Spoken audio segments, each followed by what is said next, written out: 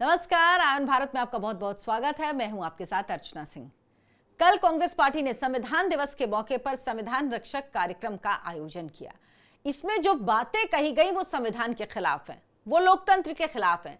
बताती हैं कि राहुल गांधी को लोकतंत्र में संविधान पर कोई विश्वास नहीं, भले ही वो लाल किताब लेके लहराते रहते हों। मल्लिकार्जुन खड़गे ने क्या कहा इस कार्यक्रम में, ये आपको जरूर सुनना चाहिए, क्योंकि हरियाणा के बाद महाराष्ट्र हार गई है कांग्रेस पार्टी और उसकी दिमागी हालत पूरे तौर पर खराब हो चुकी है। मैं यही कहूंगी। क्या कहा मल्लिकार्जुन खड़गे ने, ये आप सुनिए।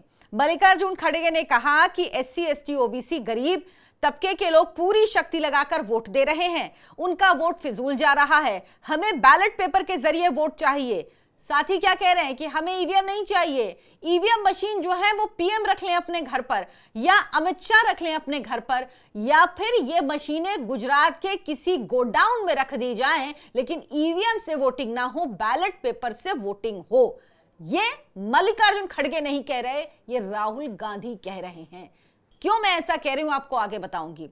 साथ ही मल्लिकार्जुन खड़गे कह रहे हैं कि ईवीएम हटा के आप बैलेट पेपर से वोटिंग करवाइए, और हम राहुल गांधी के नेतृत्व में कांग्रेस पार्टी एक ईवीएम हटाओ, जैसे भारत जोड़ो यात्रा की शुरुआत की थी, उसमें भारत पता नहीं कहां टूटा था, कहां जोड़ने गए थे। कश्मीर तो 370 हटने के बाद वैसे ही जुड़ चुका है, जिसके खिलाफ ये खड़े हुए हैं, जिसकी खिलाफत ये करते रहते हैं। लेकिन झूठ बोलने में ये इतने ट्रेंड हैं कि किसी भी बात को झूठ बोलने में, झुटलाने में इनको 1 सेकंड का वक्त नहीं लगता।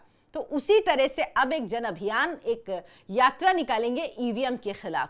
क्यों ये यात्रा निकालेंगे, क्या तकलीफ है ईवीएम से, और क्यों बैलेट पेपर से वोटिंग की मांग कर रहे हैं, ये आपको सिर्फ एक तस्वीर के जरिए साफ हो जाएगा। मेरे पीछे आप ये तस्वीर देख रहे हैं। इस तस्वीर में आपको अभिनेता नजर आ रहे हैं, राजेश खन्ना जो दिवंगत हैं, जिनकी मृत्यु हो चुकी है, सोनिया गांधी हैं और राजीव गांधी हैं जो हमारे देश के पूर्व प्रधानमंत्री थे। और ये सामने है बैलेट बॉक्स, इसमें वोट डाला जा रहा है। आप देखिए, राजेश खन्ना का वोट सोनिया गांधी डलवा रही हैं और राजीव गांधी आराम से खड़े हुए हैं। दरअसल कांग्रेस पार्टी अब इन तस्वीरों को दोहरा नहीं पाती, इसीलिए उसको सबसे ज्यादा तकलीफ हो रही है। ये फोटो आप देखते रहिए, ये फोटो आप देखेंगे तो आपको कांग्रेस की, राहुल गांधी की मानसिकता समझ में आएगी कि इनको डर किस बात का है। पहले ही इस तरह से वोटिंग होती थी, कभी ऐसा नहीं हो सकता। ये किस तरह से सोचिए, ये फोटो है सार्वजनिक मंच में, आप गूगल में सर्च करिए, आपको फोटो मिल जाएंगे। ऐसी कोई नहीं कि बड़ी अनोखी फोटो मैंने कहीं से अलग से निकाली है, नहीं, ये फोटो मौजूद है। ऐसा होता था इस देश में और कोई सवाल नहीं करता था। किसी पत्रकार ने क्या तब सवाल किया कि वोटिंग तो गुप्त होती है, वोटिंग जो व्यक्ति करने जाता है वो अकेला होता है और 3 तरफ से घिरा हुआ होता है एरिया, वहां पे खड़े होकर आपको अकेले वोटिंग कर, कैसे? क्योंकि ये राज परिवार है इस देश का, और राज परिवार से कोई सवाल करे ये हो नहीं सकता। एंटाइटलमेंट की जो भावना है वो ही राहुल गांधी को सबसे ज्यादा परेशान करी। अब दरअसल ऐसी तस्वीरें राहुल गांधी जानते हैं कि नहीं आ सकती, इसीलिए उनको दर्द है। अब जनता का वोट असली तरह से पड़ रहा है, इसीलिए इनको परेशानी है। कौन कौन नेता क्या कह रहा है ये सब आपको बताऊंगी। सुप्रीम कोर्ट ने क्या कहा यह भी आपको बताऊंगी। और जो लोग महाराष्ट्र चुनाव में छाती पीट रहे हैं, जिनको परेशानी है, जिनको लग रहा है उनको वोट नहीं मिला, उनके पास क्या ऑप्शन है कानूनी रूप से, और क्यों वो अपना वो ऑप्शन एक्सरसाइज नहीं कर रहे हैं, यह भी आपको बताऊंगी। वीडियो थोड़ा बड़ा हो सकता है, लेकिन आपसे गुजारिश है इस वीडियो को आखिरी तक जरूर देखिए और हमारे चैनल आयन भारत को सब्सक्राइब कर लीजिए। राहुल गांधी कोई भी यात्रा निकालने, कोई फर्क नहीं पड़ने वाला। राहुल गांधी ने भारत जोड़ो यात्रा निकाली थी, लोकसभा चुनाव में 99 सीटें आई, कांग्रेस पार्टी को लगा बस राहुल गांधी हैज अराइव्ड। लेकिन जो हरियाणा में हुआ, जो महाराष्ट्र में हुआ, उसके बाद सच समझ में आ गया कि नैरेटिव अगर आप झूठ का चलाते हो तो ज्यादा लंबे समय तक नहीं चलता है।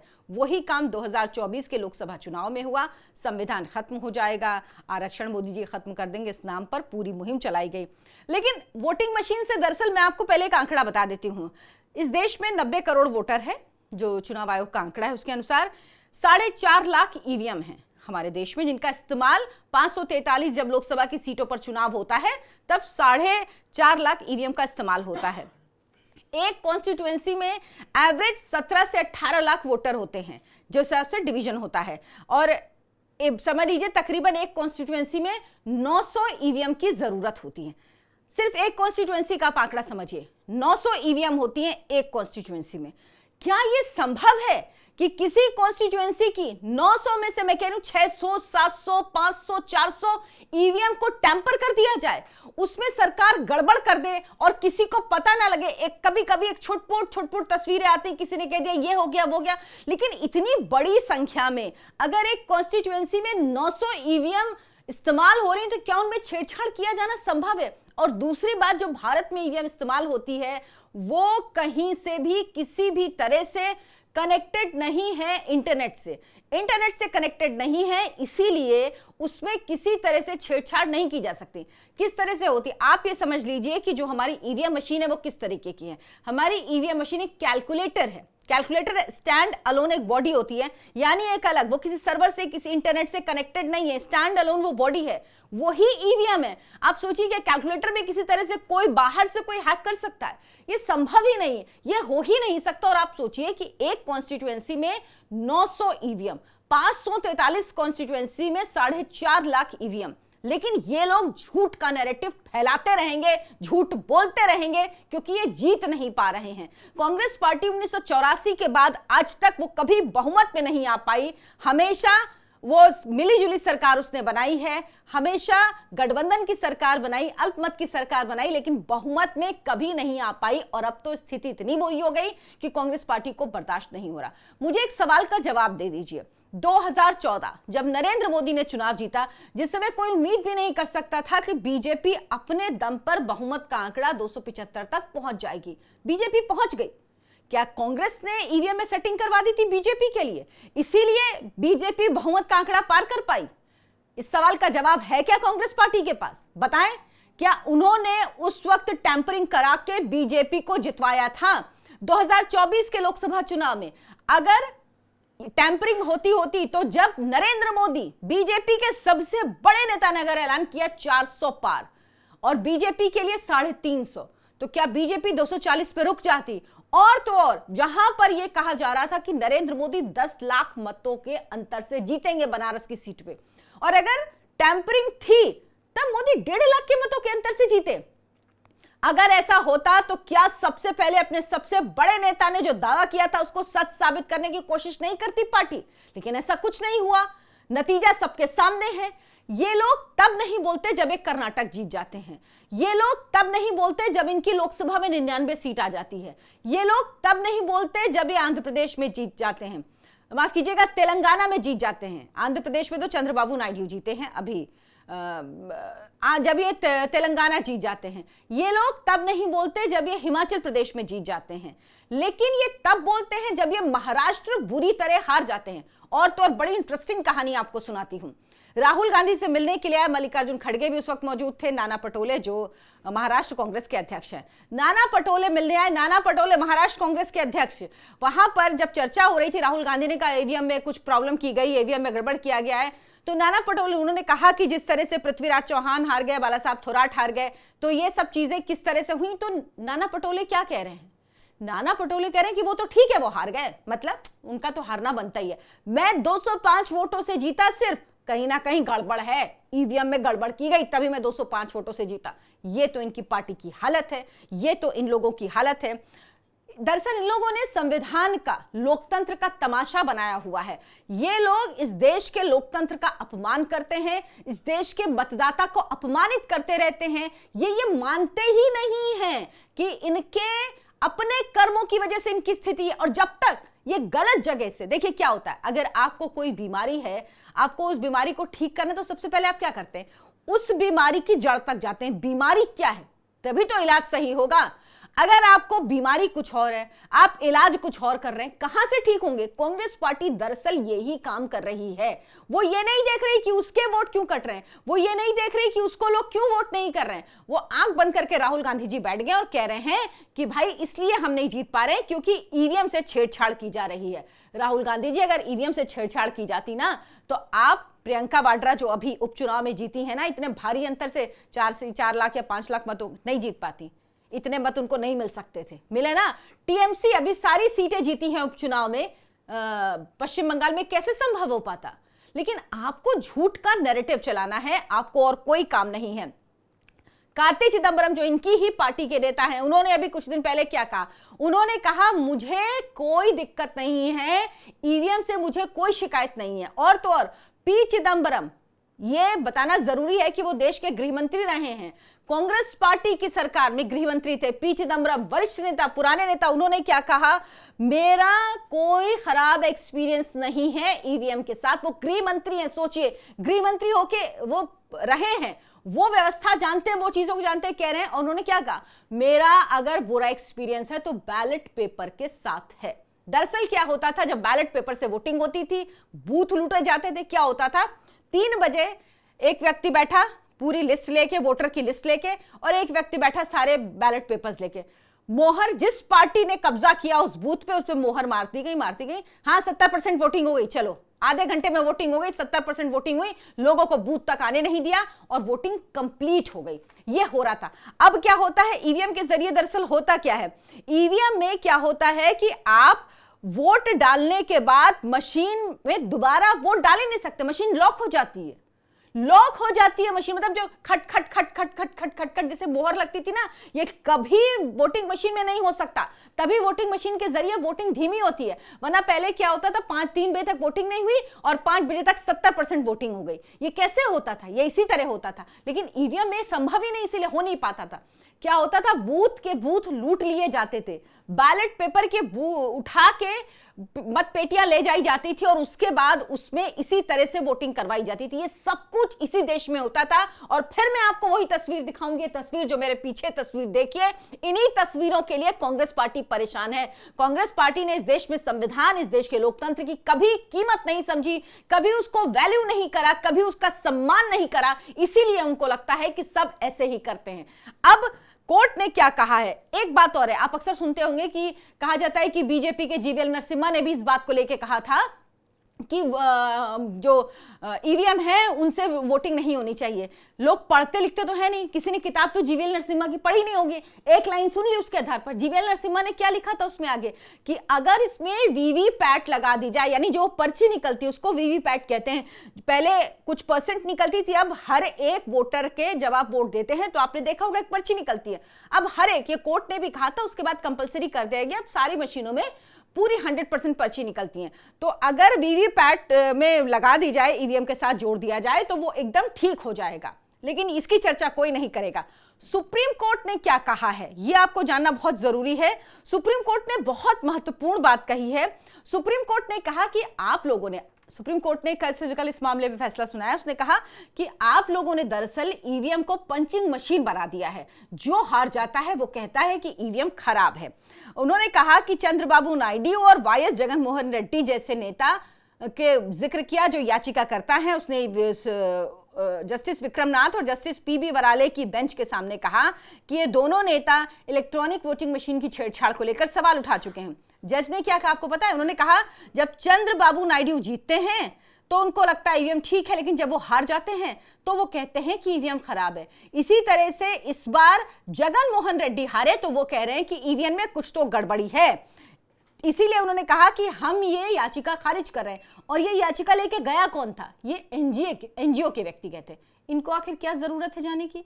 क्या जरूरत थी इन्हें याचिका दायर करने की? इनका क्या रोल है? लेकिन उसके बाद ये लोग यही बात करते हैं।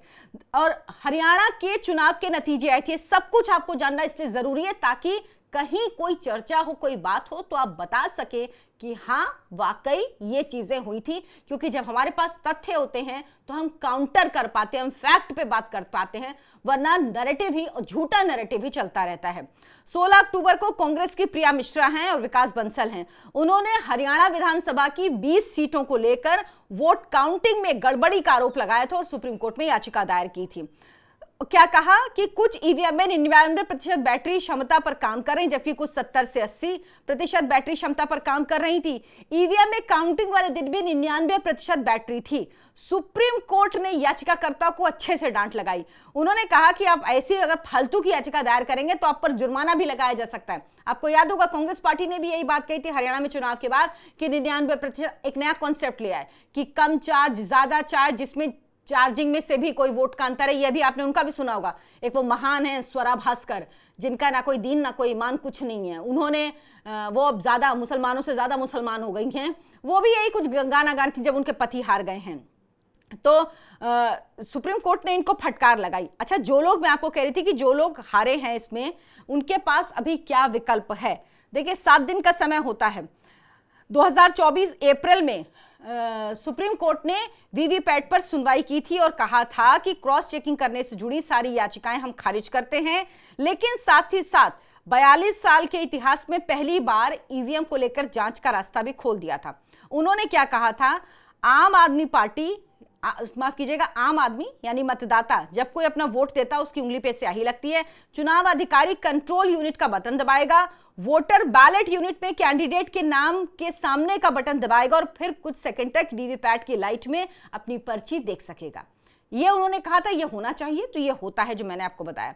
इसके बाद उन्होंने कहा कि फैसले के बाद राजनीतिक पार्टियां और कैंडिडेट्स के लिए एक रास्ता सुप्रीम कोर्ट ने खोल दिया। ईवीएम की जांच वो करवा सकते हैं, इसके लिए कुछ पॉइंट्स हैं जो आपको समझना जरूरी हैं। दूसरे या तीसरे नंबर पर आने वाले किसी कैंडिडेट को अगर शक है कि रिजल्ट में कुछ गड़बड़ी हुई है, तो रिजल्ट घोषित होने के 7 दिन के अंदर वो शिकायत कर सकता है। शिकायत के बाद ईवीएम बनाने वाली कंपनी के इंजीनियर्स इसकी जांच करेंगे। किसी भी लोकसभा क्षेत्र में शामिल विधानसभा क्षेत्रवार की टोटल ईवीएम्स में से 5% मशीनों की जांच हो सकेगी। 5% ईवीएम्स को शिकायत वाला प्रत्याशी या उसका प्रतिनिधि चुनेगा। इस जांच का खर्च कैंडिडेट को उठाना होगा। चुनाव आयोग ने बताया, जांच की समय सीमा और खर्च को लेकर जल्द ही जानकारी शेयर की जाएगी। तो यह कहा गया कि भाई 7 दिन के अंदर, अगर आपको डाउट है तो 7 दिन के अंदर आप इस पर याचिका डाल सकते हैं और जो ईवीएम बनाने वाली मशीन की कंपनी है वो इसकी जांच करेगी। तो अगर राहुल गांधी को ऐसा लगता है, अगर उद्धव ठाकरे को ऐसा लगता है, अगर अखिलेश यादव को ऐसा लगता है, अगर ममता बनर्जी को ऐसा लगता है, या किसी को भी ऐसा लगता है, किसी कैंडिडेट को ऐसा लगता है, तो वो जाके याचिका डाले ना। जन आंदोलन चलाएंगे किसके खिलाफ? जनता के खिलाफ, जिसने मैंडेट दिया है, जिसने वोट दिया है।